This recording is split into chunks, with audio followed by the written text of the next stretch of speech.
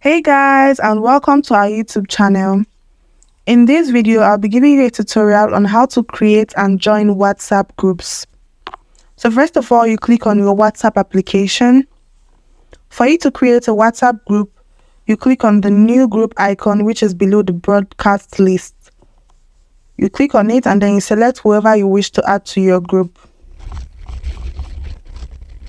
You click this, you click next, and then you create your group subject. You add a profile photo if you wish to. You choose, and then you click on create. After that, you have created a WhatsApp group.